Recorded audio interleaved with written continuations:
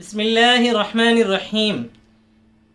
ناظرین محترم، السلام علیکم ورحمۃ اللہ وبرکاتہ۔ میں ڈاکٹر مفتی محمد مجاہد علی قاسمی عرض گزار ہوں کہ الحمدللہ آج سے یومیہ درس حدیث کا سلسلہ شروع کیا جا رہا ہے۔ امید ہے کہ میرے تمام ناظرین و سامعین اس سلسلے کو پسند فرمائیں گے۔ نیز اس بات کی ہم سب کوشش کریں گے کہ یہ سلسلہ قائم اور باقی رہے اور جاری اور ساری رہے۔ ساتھ ہی ساتھ میری گزارش اور درخواست ہے میرے تمام ناظرین سے کہ وہ اس حدیث مبارکہ اور اس کے مفہوم کو سمجھنے کے ساتھ ساتھ اس بات کی فکر و کوشش کریں کہ جو کچھ اس سے ہمیں پیغام ملے گا اور ہدایت ملے گی اس پر ہم سب عمل کریں گے اور عمل کر کے اپنی دنیا اور آخرت کو سنواریں گے۔ تو ہمارے اکابر اور بڑے علماء نے اس بندے کو حکم دیا تھا کہ اس سلسلے کو شروع کیا جائے اور روزانہ کچھ نہ کچھ لوگوں کے سامنے حدیث کا مفہوم اور پیغام پیش کیا جائے، تو اس سلسلے کو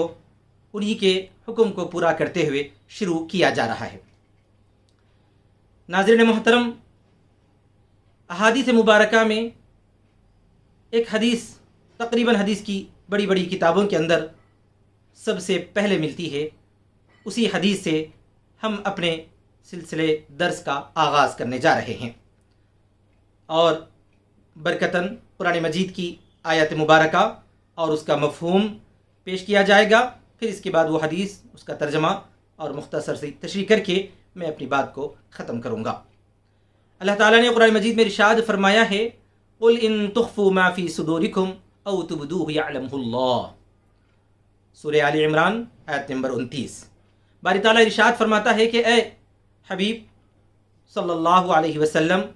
آپ فرما دیجئے کہ اگر تم چھپاتے ہو کچھ باتیں اپنے سینوں میں، اپنے دلوں میں، او تبدوہ، یا تم اس کو ظاہر کر دیتے ہو، یعلمہ اللہ، اللہ تعالیٰ اس کو جانتا ہے۔ یہ تو ہے آیت مبارکہ کا ترجمہ۔ اس کا مختصر مفہوم یہ ہے کہ اللہ تعالیٰ نے اپنے نبی حضرت محمد مصطفیٰ صلی اللہ علیہ وسلم کے ذریعے سارے انسانوں کو یہ پیغام دیا ہے کہ اگر تم کوئی کام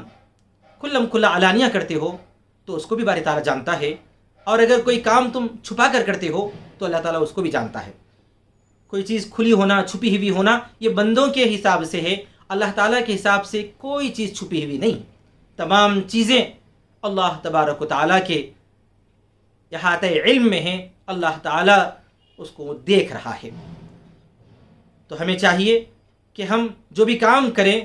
تو ضرور یہ سمجھیں کہ ہمارے اس عمل کو اللہ تبارک و تعالیٰ دیکھ رہا ہے۔ اور حدیث اب آپ کی خدمت میں پیش کی جا رہی ہے۔ عن امیر المؤمنین عمر بن الخطاب رضی اللہ تعالی عنہ قال سمعت رسول اللہ صلی اللہ علیہ وسلم یقول انما الاعمال بالنیات وانما لكل امرئ ما نوى فمن كانت هجرته الى الله ورسوله فهجرته الى الله ورسوله ومن كانت هجرته الى دنيا يصيبها او امرأة يتزوجها فهجرته الى ما هاجر اليه رواہ البخاری و مسلم۔ یہ حدیث بخاری اور مسلم میں موجود ہے، بلکہ سب سے پہلی یہی حدیث ہے۔ رسول اکرم صلی اللہ علیہ وسلم سے روایت کرتے ہیں امیر مومنین حضرت عمر بن خطاب رضی اللہ تعالیٰ عنہ کہتے ہیں کہ میں نے رسول اللہ صلی اللہ علیہ وسلم سے سنا، یقیناً اعمال کا مدار تو بس نیتوں پر ہے، تو جس کی ہجرت ہو اللہ اور اللہ کے رسول صلی اللہ علیہ وسلم کی طرف تو اس کی ہجرت اللہ اور اس کے رسول کے لیے ہوگی، اور اگر کسی کی ہجرت ہو دنیا کی طرف یا کسی عورت کی طرف کہ اس سے نکاح کرے تو اس کی ہجرت اسی کے لیے مانی جائے گی جس کے لیے اس کی نے ہجرت کی ہے۔ حدیث کی تشریح یہ ہے کہ اللہ کے رسول صلی اللہ علیہ وسلم نے اس میں سب سے پہلے تو ارشاد فرمایا ہے کہ کوئی بھی انسان کوئی بھی اچھا کام کرتا ہے تو اس کی قبولیت کا دار و مدار نیت پر ہے، جو بھی اچھا کام کرے، چاہے کسی مسلمان نے نماز پڑھی، روزہ رکھا، بیمار کی مزاج پرسی کی، یا کسی غریب کی، ضرورت مند کی مدد کی، کوئی بھی اچھا کام کیا تو اس اچھے کام کا جو ثواب ہوگا اور اس کا جو اخروی فائدہ ہوگا وہ اس کی نیت پر موقوف رہے گا۔ اگر اس نے یہ کوئی بھی کام کیا ہو کسی کو دکھانے کے لیے، کسی اور مقصد کے لیے، تو اس کو ان کاموں کا کوئی فائدہ نہیں ہوگا۔ جیسے انسان بہت سارے اچھے کام کرتا ہے،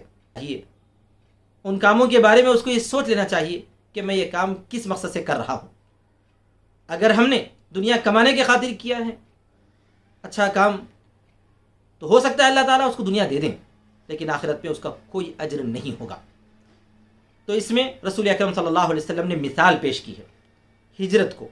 ہجرت ایک ایسا عظیم اور افضل عمل ہے کہ کوئی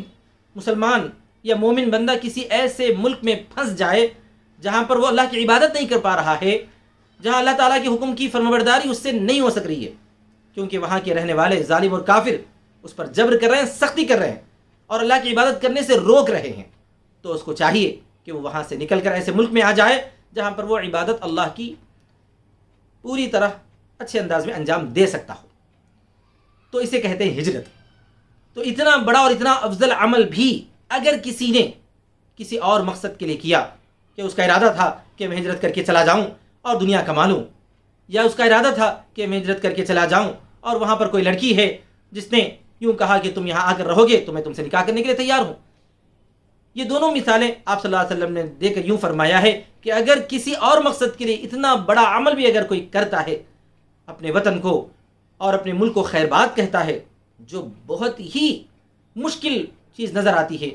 کیونکہ جس جگہ ہم پیدا ہوئے ہیں، جہاں پر ہم نے عمر بتائی ہے، وہاں کو ہمیشہ کے لیے چھوڑ کر چلا جانا بہت ہی شاق اور تکلیف دہ ہوتا ہے۔ اتنا بڑا عمل اسلام کے خاطر کرنے کے بجائے، اللہ کی رضا کے خاطر کرنے کے بجائے، اگر کس نے دنیا کے خاطر کیا، کسی نے کسی عورت سے نکاح کرنے کے مقصد سے کیا، تو اس کا یہ بڑا عمل بھی رائے گاہ ہے، بیکار ہے، اور اس پر کوئی اجر و ثواب نہیں ملے گا۔ یہ ہے اس مبارک حدیث کا مفہوم۔ تو ناظرین محترم، ہمیں اس حدیث سے یہ پیغام ملتا ہے کہ ہم جو بھی اچھا کام کریں وہ صرف اللہ کو راضی کرنے کے مقصد سے کریں۔ اب ہم نے حدیث شریف کے پڑھنے پڑھانے کا، سننے اور سنانے کا یہ جو سلسلہ شروع کیا ہے، اس میں بھی ہم اللہ سے دعا کرتے ہیں کہ اللہ تعالیٰ اس میں بھی ہماری نیت خالص آپ کو راضی کرنے کی رکھے، اور حدیث سنانے والے کا مقصد بھی صرف اللہ کی رضا ہو، اور حدیث سننے والوں کا مقصد بھی صرف اللہ کی رضا ہو، ساتھ میں ہم سب کا یہ پختہ ارادہ ہو کہ جو اس سے اچھا پیغام ملے گا اس پیغام پر ہم سب عمل کریں گے۔ اللہ تبارک و تعالیٰ ان باتوں پر عمل کرنے کی ہم سب کو توفیق عطا فرمائے۔ وآخر دعوانا الحمد للہ رب العالمین، والسلام علیکم ورحمۃ اللہ وبرکاتہ۔